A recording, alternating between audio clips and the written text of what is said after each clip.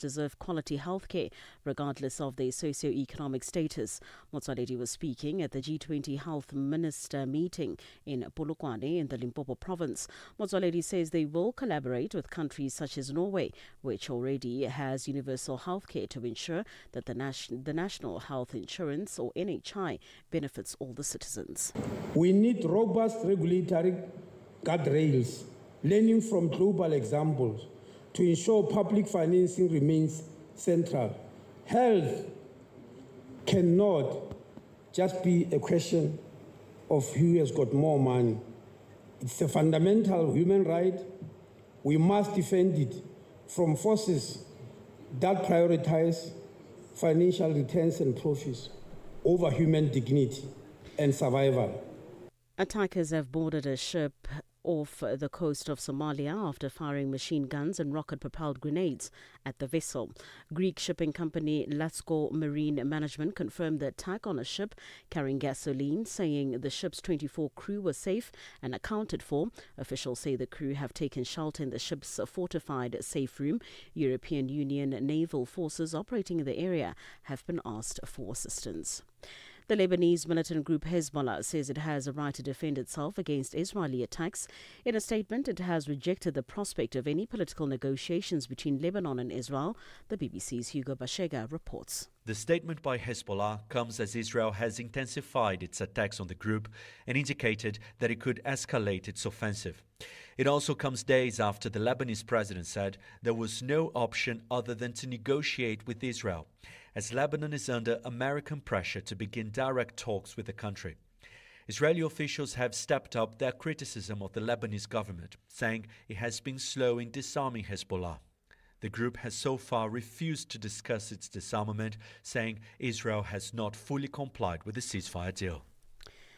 Recapping the top story this hour, Cameroon's 92-year-old leader Paul Biya has been sworn in for another 7 years as president in a ceremony at the country's parliament in Yaoundé. For any news stories you would like to share with us, please do send an email to newsroom@channelafrica.co.za or call us on +27 11 714 4459. For Channel Africa News, I'm Jolani Tulo Wepe. SABC News. The African perspective. And in our sports update, South African Sports Minister Katie McKenzie reacts to ASA President James Molloyi's suspension. Wydad athletic players have been rewarded for reaching the group stages of the Confederations Cup. I'll be back with these and other stories at the bottom of the hour. Connecting Africa to the world. Africa in Business with Thami Ngubeni brings you the latest insights on Africa's economy. It is bonjour to you, Cameroon. A very good afternoon to you, Algeria, Zambia. Good afternoon to you, Lesotho, South Africa. Good afternoon, Africa. This is Africa in Business. Tonight we bring you our usual G20 feature, which we bring you every single Thursday. We'll be looking at one of South Africa's G20 priorities, which is supporting small-scale farming through initiatives such as increased investment, climate resilience, digital innovation, as well as inclusive market participation. Also this afternoon, our weekly C-Suite feature as we talk to one of the key leaders at Aranda Blankets, Aranda Textiles. That is who they are. If you are in Lesotho, you'll know them very well because they're the ones who are behind the manufacturing of those all-popular Lesotho blankets. That and a whole lot more coming up on Africa in Business this afternoon. A reminder for you to continue engaging with us on our various social media platforms. On X, Instagram and YouTube, you'll find us at Channel Africa 1. And on Facebook, we are at Channel Africa. Africa in Business on Channel Africa. Now, analysts say that the end of the dispute between Vodacom and Please Call Me originator Nkosana Makate clears the path for renewed investor confidence in the group. In early trade, the mobile operator's share price rose by 3.5%. This is after yesterday's settlement announcement put an end to years of litigation. Vodacom has not disclosed how much it is paying Makate, but it says it has been accounted for in its interim results due on Monday. SABC News economics reporter Nosipo Khatebe has more. Analysts have estimated that the out-of-court settlement between Vodacom and Please Call Me originator Nkosana Makate is likely less than 1% of the group's annual revenue. Portfolio manager at Mianzo Asset Management, Tembeka Sobekwa, says based on the latest trading statement, the payment could be between 350 to 700 million rand, far below what Makate once sought. They sent an updated trading statement where they restated what they expect their earnings to increase by, where initially they'd expected their earnings to increase between 40 and 45%. They're now expecting the increase to be in the range of 30 to 40%. So you can see that downward, them downgrading the earnings increase is to take into account that settlement amount. So even though they don't disclose it, so it's not material in their lives, you can kind of calculate that, it should be somewhere in the range of 500 million. Sobekwa says the resolution is positive for Vodacom and shareholders. So this removes the uncertainty in investors' minds that at some point during the earnings results season, they'll now be facing this massive obligation that they now have to push through into their income statement that is to the tune of billions and billions of rands. So it definitely does remove that uncertainty, and then we can focus, and also I can imagine for management themselves, they can focus on rolling out their strategy and have this kind of case closed and behind them.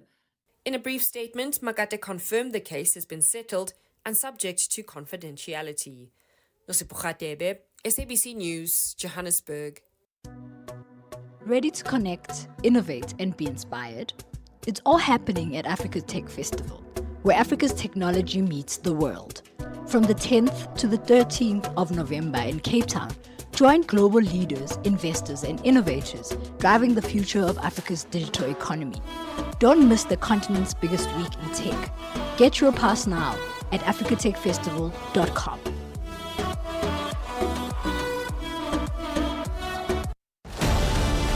Africa means business. Tune into Africa in Business with Thami Ngubeni for the future of the African economy. Channel Africa, the African perspective. It is exactly 10 minutes after 4 p.m. Central African Time. The well-being of people and the planet must be at the heart of the global economic agenda. That's according to South Africa's C20 Sherpa, Mabalani Mfundisi. Mfundisi was addressing the media in Pretoria, South Africa, on the progress made by C20 working groups ahead of the G20 Leaders Summit, which is scheduled for the 22nd and the 23rd of November. Channel Africa's economics reporter, Innocent Samosa, has more.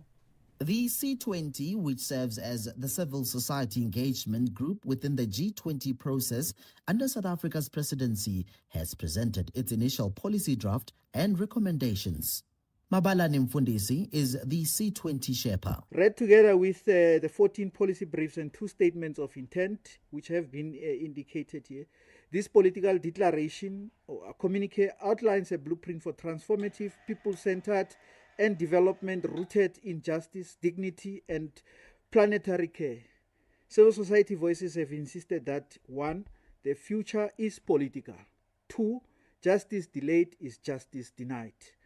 This political declaration is a mandate to reform global financial systems, to anchor climate action in justice, to democratize technology and data governance, to protect civic space, and to recognize that without reparative action, sustainability remains a fiction. He also emphasized the need for debt restructuring. So what are the C20 general recommendations? We have them packaged in 5 areas. The first area is on economic justice and financial reform, wherein we are talking about redesigning of the financial systems for justice and democratic legitimacy. Number 1 around this is to democratize global governance, reform International Monetary Fund and World Bank Code, voting structures to reflect real economic contributions of the global south. Mfundisi says prioritizing the well-being of people and the planet should be central in the global economic agenda. We have said that the well-being of people and the health of the planet must be at the center of the global economic agenda. This requires infrastructure investment, community-led health pathways, education and energy initiatives. It rejects extractive models that concentrate wealth and erode local resources, harming communities, degrading ecosystems and further entrenching inequalities. Meanwhile, South Africa's C20 chairperson Thulani Chifuta says over 300 civil society organizations have agreed that this year's G20 must be a people-driven summit. Our biggest claim is that the work of C20 must not only end with the Leaders Summit, which we will be influencing, but the outcomes must show that the voice of civil society has been listened to. As South Africa prepares to host world leaders later this month, the C20 says its message is clear. Global growth must be hand in hand with social justice and environmental sustainability. For Channel Africa News, I'm Innocent Samos. Ulimwengu unatazama Johannesburg.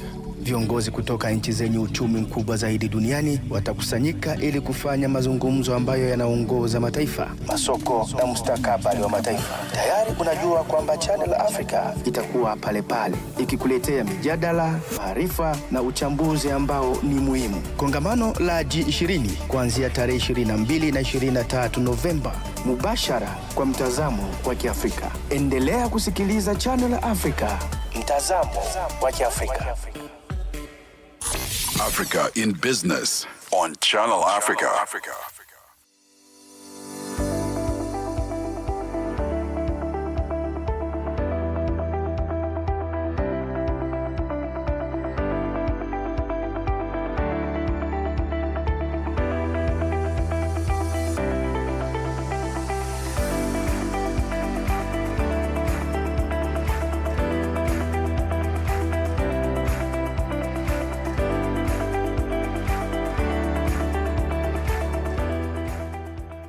G20 in Africa, exclusive to Channel Africa and SAFM, championing Africa through solidarity, equality, and sustainability.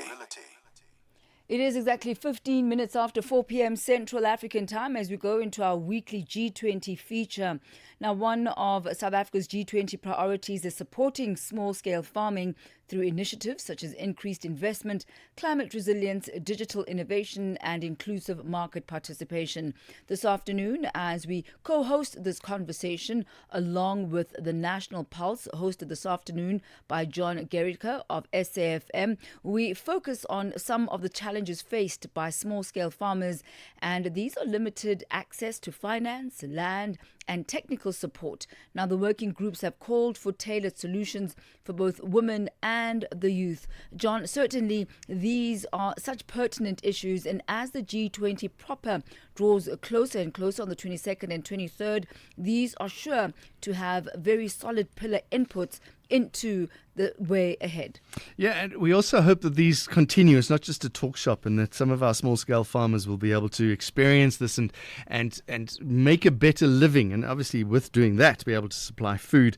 Let's talk to Jimmy Kojana. He's the co-facilitator of the Civil C20 South Africa Working Group in Poverty Alleviation and Food Sustainability. Jimmy says that small-scale farmers contribute significantly to the growth and development of economies, that measures are needed to ensure that arable land is used to the benefit of the population. Joins us on the line now. Jimmy, a very good afternoon to you. Welcome to SAFM and Africa in Business on Channel Africa. Let's go straight into the type of policy changes that are being proposed or have been adapted to support small-scale farmers in South Africa and by the G20 member states. Welcome. Welcome. Thank you very much, Thami. Thank you very much to John as well and the viewers. And thank you for having me. Yes, please do go ahead. We're asking about the policy changes that have been adopted and that are needed in order to be able to support small-scale farmers on the South African continent and indeed in South Africa as well. Yeah, thank you very much. I think I must start by saying that as a working group for which was responsible for poverty alleviation and food sustainability, we've looked extensively into key policy proposals that support small-scale farmers. one of those that has to look at hinges on the issue of capacity development and training of the small scale farmers. As you know that the small scale farmers need to be nurtured so that they are made readily to produce and be capable, business owners. The issue of financing and market access, I think it's something that the policy will look at, because I think the view is that the small scale farmers must help to increase productivity and income and contribute to poverty reduction. So these are some of the areas that we've looked at through this rigorous, widely consultative and interactive, inclusive process that makes sure that we have engaged everyone, not only in South Africa, but global South and North. They were involved in the deliberation of this key policy changes or proposal. Jimmy, how do you view the role of international trade and global supply chains in helping alleviate poverty and ensuring food sustainability? Yeah, you see, John, the issue of poverty and food sustainability are closely linked, and addressing one often requires tackling the other. So you cannot miss, both, elements. So government, we are of the view that government should create an enabling and conducive environment for building international development cooperation. And we're saying this because sustainable development is key to reducing poverty as they contribute to SDG 1. As you know that SDG 1 looks at no to poverty, and SDG 2 looks at zero hunger. So the issue of promotion of bilateral trade investment arrangement in countries is something that should be looked at and be encouraged by government. In that way, we'll be able to reduce the bottlenecks on international trade as well as the global supply chains. Yeah, and it will help in alleviating poverty as well as ensuring food sustainability. Now, Jimmy, when we look at the role that small-scale farmers play, they produce 30 to 80% of food in many developing countries and often forming the backbone of global food supply. And when we look at small-scale farmers, youth, women, and those who are, granted and classified within those marginalized groups, how are they being included in the draft policies, especially considering the fact that small-scale farmers are not formal members of the G20, but they certainly do play a strategic and indispensable role? Yeah, the development of this policy proposal, I think, has been a widely consultative and inclusive, process. So we have ensured that not only the small scalers that should be involved in this policy, development, but I think it should involve all sectors of the communities. By that, it implies that youth, women, as well as vulnerable groups, the people with disabilities, persons with disabilities, as well as LGBTQI. These are all key sectors which we think are very, very critical, because I think they should play a role in the development of this policy, and not only in the development, but I think they should own this process as agents of change in all the communities. So we've ensured that we consult widely, because at the end of the day, this process must be owned by everybody within our communities. You highlight some of the issues or some of the challenges that these small scale farmers are facing. 1, 2, 3, 4, maybe 5 of them. Can you run through those for us? Yeah, look, one of the biggest barriers or risk that we've identified, I think, is first of all non-committal from government, as well as the private sector. I think this process, we've ensured that the business or the private sector should constitute a core to the 14 engagement groups, so that they could add value. So I think we're of the view that they should play a critical role in the issue of non-committal. The slow pace in policy development by government is one of the barriers. Government not creating a space for engagement, making the process non-exclusive. We are of the view that government should open, the space for social dialogue process. I think the lack of trust deficit between government and some communities is something that needs to be looked at very seriously. because everybody's crying loud to say that government, the social distance between government and people is widening. So we hope by this policy, working in close collaboration between government, the communities, and business, in something similar to NetLeg, it will help in enhancing and realizing the objective that we want to achieve. You mentioned there, Jimmy, the importance of collaboration and working together and being seen as one system. We also do know that there are inequalities that exist within countries, inequalities that exist between countries. So how is the working group addressing these inequalities in the context of food systems and food infrastructures and food poverty?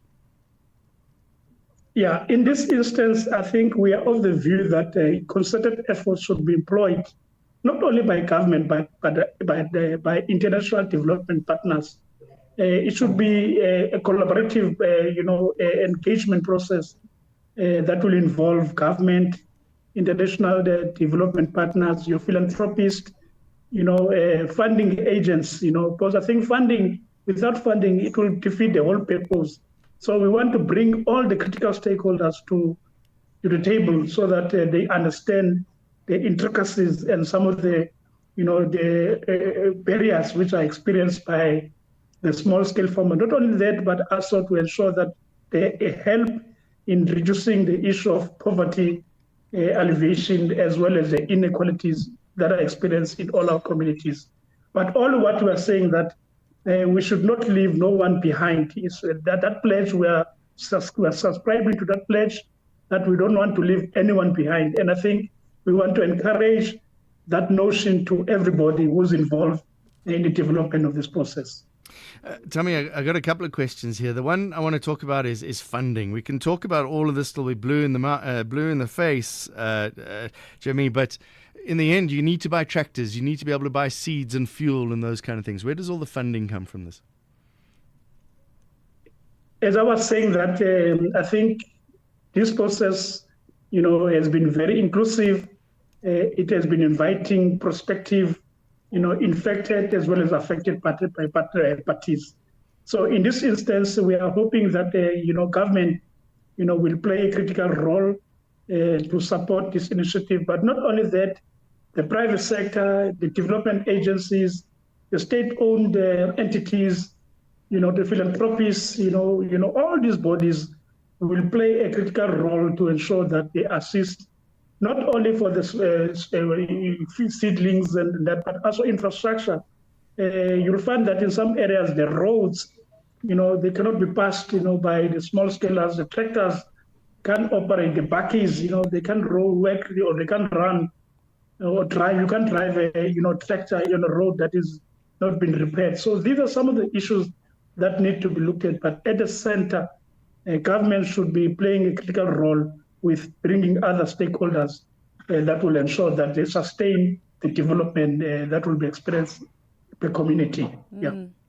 Jimmy, I did mention earlier on that small-scale farmers are not recognized as a standalone within the G20, yet they are represented by the ministers of agriculture, the G20 agricultural ministers meetings. That's where they are being represented. I wonder why it is that they are forming part of the Civil 20, the C20 working group, and is there going to be, and is there communication between yourselves as the C20 and the agricultural ministers meeting to ensure that there's congruency between what comes out of these conversations and meetings?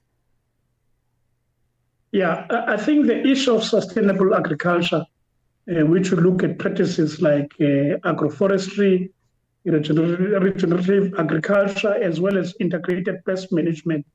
These are some of the issues that we are of the view that they promote soil health, crop yields, and they improve food availability, which is experienced in the ecosystem services. So all these issues, they talk to the Department of Agriculture. So definitely, even though we are not party to such negotiations or engagement with those critical stakeholders or high level, but we're of the view that the C20 political declaration, which will be presented, will highlight some of the key interventions that we are proposing. And I think one of them is to say that those, stakeholders, which are playing a critical role in the ecosystem, of everybody, should be brought on board. So we're of the view that Department of Agriculture, land and rural development, all these critical stakeholders, will be brought on board. Your agri-SETA as well, they play a critical role. If you talk of capacity development, you talk of SETAs, the agri-SETA must be brought on board so that they support such initiative for the betterment of these stakeholders. Mr. Jimmy Kochana, thank you very much for your insight this afternoon. He's the co-facilitator of the Civil 20, that's the C20 South Africa Working Group on Poverty, Alleviation and Food Sustainability, and the national convener for the Alliance of NPO Networks, known as ANET. Thank you very much for joining us this afternoon, sir. Thank you very much. Thank you very much. Thank you, John. John, I guess that's how we come to the end of our conversation for this afternoon. But I tell you what, I wonder if the ministers of agriculture shouldn't actually themselves be part of meetings of this nature. I mean, if I hear Jimmy well, they're not. And already there is a distance and a chasm that has to be filled. And the only means of communication of what comes out from these small-scale farmer concerns is going to be the declaration which they then submit to, quote-unquote, the powers that be. And then will it continue as well? Yeah, there's a lot of criticism about these things just being big talk shops and everybody just gets together and it sounds great. But if we have another meeting in 5 years' time, will the small farmer be able to say that their life has improved? That's part of the challenge as well. It has to be sustainable and it has to be impactful. John Geneke, it's been a pleasure. Have yourself a good one. Thami Ngubeni, thank you. Thank you. That is how we come to the end of our G20 feature for this afternoon between Channel Africa's Africa in Business and SFM's The National Pulse. It's exactly G20 29 minutes Africa. after 4. Exclusive to Channel Africa, championing Africa through solidarity, equality, and sustainability. It is exactly 4:30 Central African time. Let's head over now to the markets desk where Nosipho Zuma is standing by with your latest market indicators. Get the news, music, and lifestyle of Africa on Channel Africa, the African perspective.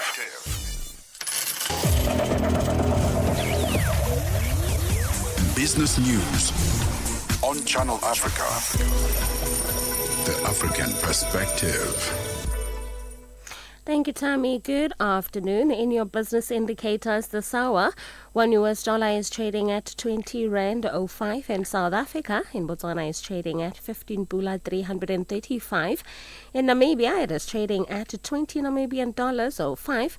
The Zambian kwacha is trading at 25 kwacha 679. In Kenya, the dollar is trading at 147 shilling 315.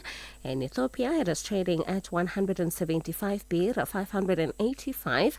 In Uganda, it is trading at 3,000 shilling 984. In Tanzania, it is trading at 2,000 shilling 824.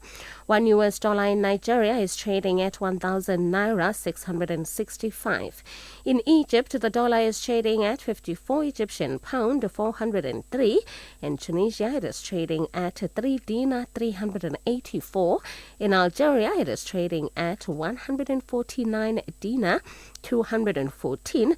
In Morocco, the dollar will cost you 10 dirham 644.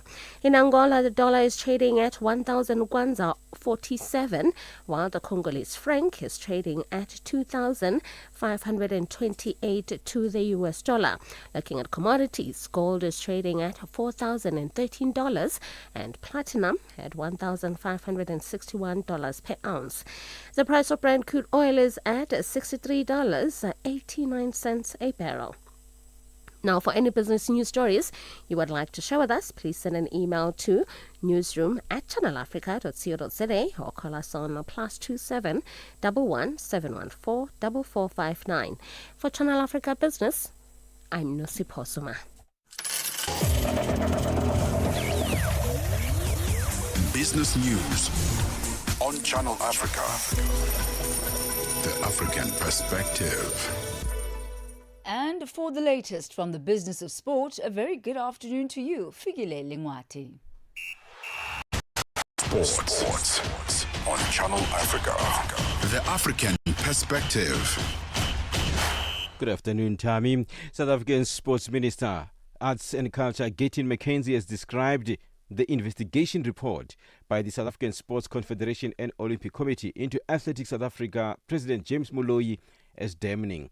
ASA issued a notice to suspend Moloi last week following the conclusion of SASCO's probe into allegations of misuse of an ASA-issued credit card stemming from revelations made before Parliament's Portfolio Committee on Sport, Arts and Culture earlier this year. McKenzie confirmed that he had received the full report from SASCOC and expressed shock at its findings while refusing to divulge any details pertaining thereof. And to football news now, Morocco's Wydad Athletics Club rewarded its players with a $6,000 bonus each for qualifying for the CAF Confederations Cup group stage. This was divided into $4,000 for the away win against Asante Kotoko and $2,000 for their dominant 5-1 home victory. According to club sources, the bonus package was structured to recognize both the resilience shown on the road and the commanding display at home. Former Zambia's international footballer Chanda Lusha is excited about the gesture. I think around the world, people who are waking up in the morning, going out there to look for a better life. It's all about money. So this is a tool which is being used as a motivating factor in as far as football is concerned. Look at football. It's a short-term career. Once you are injured, once you have a prolonged injury, then people won't consider you. While you are still fit, while you are still healthy, why can't you make some money? And this is a very good move made by Wydad Casablanca. It's one way of motivating, the team going forward. It's not an everyday thing, but it comes once. So if an opportunity arises, why can't you motivate them? It's like in a home setup where a child is doing fine. Why can't you motivate him or her? That's how it works. According to club sources, the bonus package was structured to recognize both the resilience shown on the road and commanding display. Lucia says it's now up to the players how they invest their token of appreciation. Football, so many things are happening around football. I've already alluded to that once you get injured, you are forgotten. So if you are given something, you have something to start from. Let's say 6,000 will make a difference. Even here in Zambia, if somebody receives, in Africa receives a 6,000, it makes a difference in one's life. So it's up to the players, how are they going to use the money? Because I can see that just getting into the group stages, when things gets better again, this package may be raised to 12,000. Who knows? That's how football is. So if a team is doing fine, why can't there be a token of appreciation? And Zambia's football analyst Wezi Musonda says he hopes more African clubs can emulate and operate their clubs as a business model. Wydad has done a very good thing. I hope a lot of clubs in Africa can emulate what they've done. Like I always say, dependent on economies. So let's work to make money in football. Let's football make and produce a lot of money. As a business model, of course, the club should work as a business model. This is why there's all these regulations of club licensing, so that money easily come into the club, leading to the development of paying players for a good deed that they do, of qualifying to this competition. Why do I say so? Because now there's a lot of money coming into the competition. I think from the time the competition started, I think prize monies have been increasing. And now I think it's way beneficial to the clubs if they look at what they put in. Maybe some may argue to say what they put in is much more than what they get, but at least it's getting better. And it also keeps consistency in the club because you continue winning that money and bringing in the money. Musonda says the private sector would help in gestures of this nature. It's not something that you can just start there and then. I mean, Wydad is a club obviously well sponsored and they've come from somewhere. It's not just you just start. And it's just been well proven. Teams that are financially sound, teams that have the resources, the financial resources mostly get to do well. Why? Because you're able to invest even in your staff, in your players, in your technical team. And everybody's happy. Management is making those people who do the work because the footballers are the ones doing the work for you. So if they do good work and bring out the good results, why not reward them for the good job that they're doing? For any sports stories you'd like to share with us, please send an email to newsroom@channelafrica.co.za or call us on +2711 714 4459. This is Channel Africa Sport with me, Figile Lingwati. Sports on Channel Africa. The African perspective. This is Channel Africa. African enterprise meets global opportunity. Africa in business on Channel Africa. It is exactly 4:37 Central African time as we turn our focus on women and the International Women's Forum. South Africa's President Cyril Ramaphosa says growing global inequality is deepening social divides and threatening stability. Ramaphosa was speaking at the International Women's Forum in Cape Town, a global gathering of women leaders from more than 30 countries. The president used his keynote address to warn that recent global challenges risk reversing decades of progress in women's empowerment, calling on delegates to push back against inequality and exclusion. Zara Groenewald reports. The International Women's Forum brings together around 500 women from across the world. Among them, heads of state, CEOs, academics, and civil society leaders. It's a platform aimed at advancing women's leadership and promoting equality in decision-making. This year's Cornerstone Conference, held at the Cape Town International Convention Centre, is centered on the philosophy of Ubuntu, the idea that I am because we are. President Ramaphosa says the concept reflects the need for collective leadership and shared responsibility in tackling inequality and exclusion.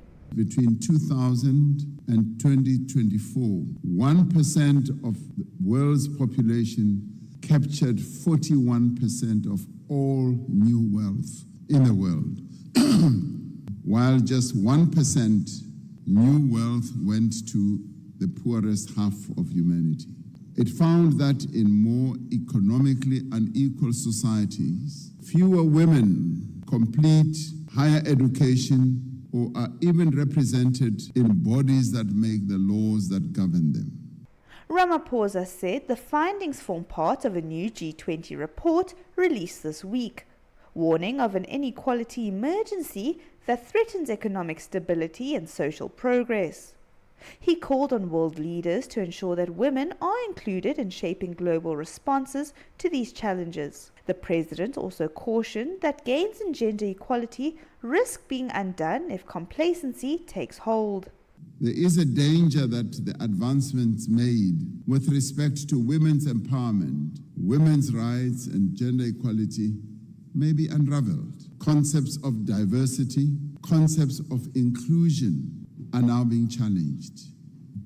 Inclusion that also means that women must be included in everything that is done about them and for them.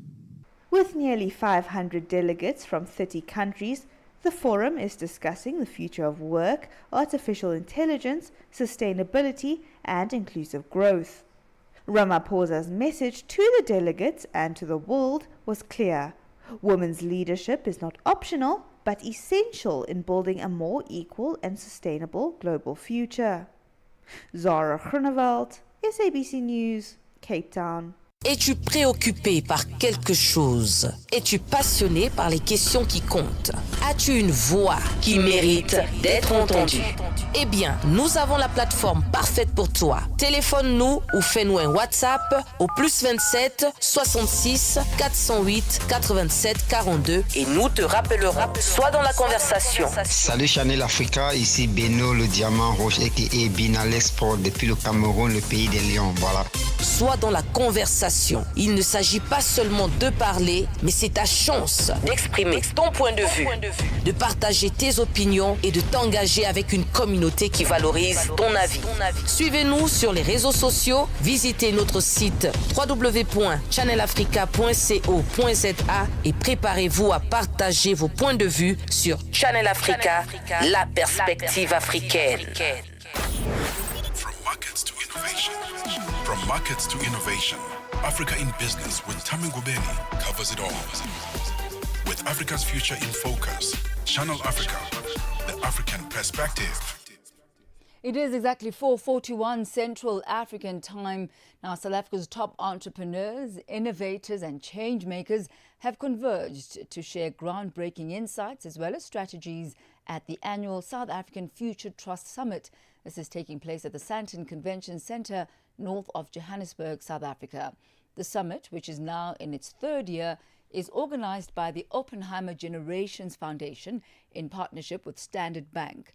Now, for more on the summit, we're joined on the line by CEO South African Future Trust, Nico Jacobs.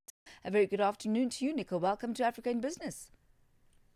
Afternoon to you and to all your listeners. Thank you so much for having us. Yeah, so Nico, it's the third year of the summit. Could you tell us more about your objectives and what you would say is perhaps the impact that you hope this will have on entrepreneurs and the impact that it has already had on entrepreneurs for the past 2 years? So we had lots of learnings from the first 2 years, and this one was a lot better and very differentiated. We had over 2,000 delegates in Sandton Convention Centre, all converging, a combination of funders, investors, speakers, entrepreneurs, and bankers, and just the whole ecosystem of support, legal, and all those advisory spaces as well. And the main reason we're getting this the other session together is to create this platform, the platform for entrepreneurs to get off their islands in their factories, in their offices, in their workspaces, and just to converge and actually work together with each other to create a much stronger sentiment around winning together. So, we had a massive 2 days, lots of learnings, lots of just exhibitors. We had 184 exhibitors just showcasing the awesome businesses, from tech businesses to retail to FMCG. And it's just a wonderful collaboration of 2,000 people just getting together and just exchanging pearls of wisdom. So, we were very fortunate to have a very successful summit. So this is being done in collaboration with Standard Bank. Could you tell us more about that, as well as the roles of the different stakeholders?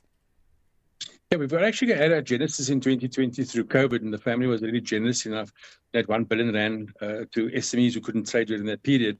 And Standard Bank then already came along, and we actually partnered together with them. And a lot of the SAFT clients today are obviously Standard Bank clients as well, having dispersed those into those spaces. So Standard Bank has come along as headline sponsors. They've got a huge opportunity in the market. They've got a huge market share. And I think they're also equally yoked in our space in terms of making sure we can help transform the country and help entrepreneurs to engage their full potential, to take the rocks off their backpacks so we can actually allow them to sprint. And in that way, they'll be afforded to contribute much more to the GDP growth of our country, to create much more jobs by employing people. And those wonderful employees then will be able to have a chance to educate, feed, clothe their kids because of the entrepreneurship that actually drives this economy of ours. When you spoke about taking the rocks out of their backpacks so that they are able to sprint, what a powerful analogy, and one that is very much suited to small and medium enterprises whom you focus on. What role do they, small and medium enterprises, play on the continent? Yeah, I think if you look at the job creators in any continent, be them African continental, Europe, or the US, or all the more developed countries, the entrepreneurs play a massive role. You know, a lot of the jobs are normally created by and provided by the public sector, lots for the private sector, but we see more and more as the technology evolves, a lot of companies are right-sizing, downsizing, governments are becoming more efficient. And the real driving force behind these jobs is actually just the small businesses. And the small businesses that form massive links in those value chains from big corporates right into the public sector. These SMEs are the agile entities that's working in those gaps to actually create that environment. So, we're really blessed to be able to help them and support them. And I think they play such a pivotal role in the continent. We're not going to realize the African dream if we don't help these entrepreneurs thrive and just lighten the load, make them more agile, and allow their business to grow. Now, as part of the summit, entrepreneurs will be taking part in the $1 million pitch challenge. Tell us more about this, the criteria needed for qualification, and is this won by an individual entrepreneur, or is it a group effort? How is it structured? Yes, we've been creating across the country since February this year, hunting out and seeking out those top tech entrepreneurs. It's a very tech-focused environment. We find that tech, if scaled properly, can create massive jobs, but it can also solve many problems. And the criteria was simply looking at terms of saying, how novel is this business concept? Is it a novel idea? How scalable is it? What's the sense of power in the team? How collectively are they able to contribute? Is it investable? And most importantly, is it scalable? Can we take businesses like these and take the idea and scale it not only across the continent, but also across the globe? From a criteria perspective, they had to fit into those spaces. We did sessions across the different provinces in our country. And yesterday, when we started day one, we took the top 10 of those tech startups into a finalized round with some judges asking some critical questions and evaluating their business in so many different ways. Today, and just fresh from there now, we actually had the top 3 competing.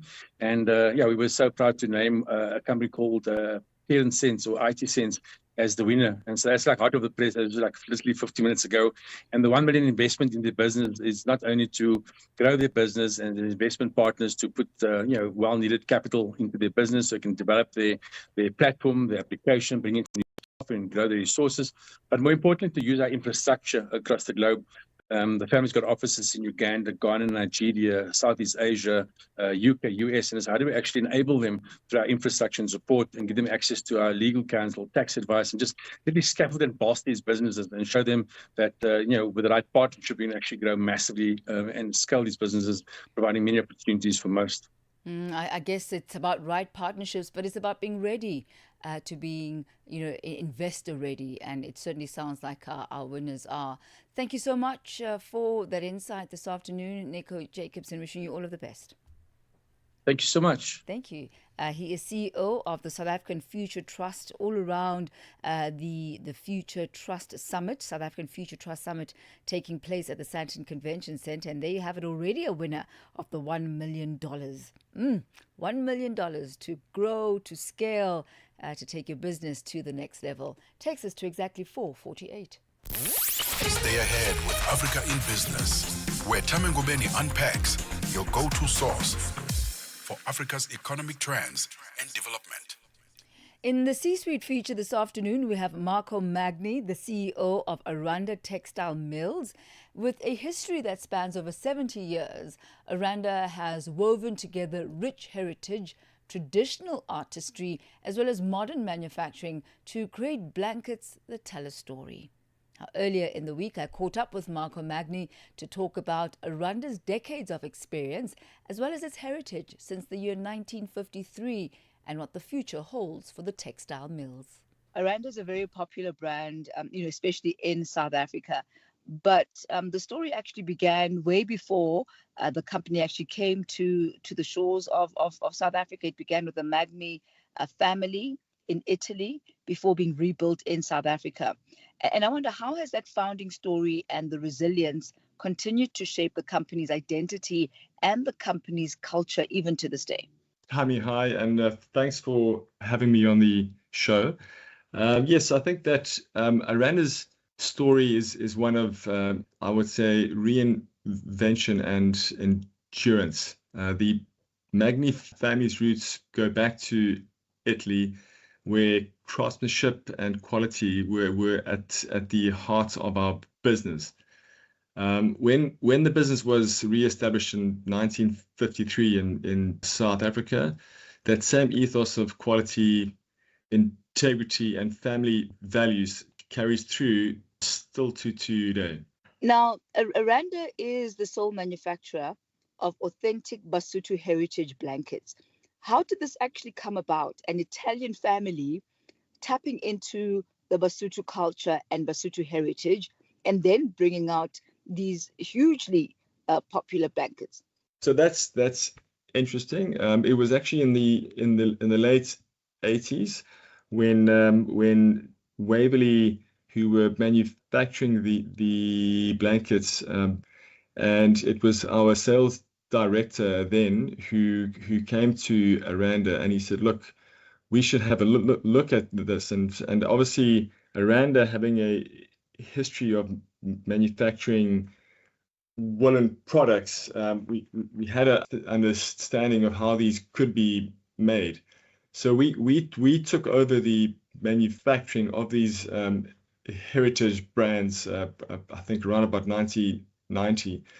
And it did take a few years to understand exactly how it was done.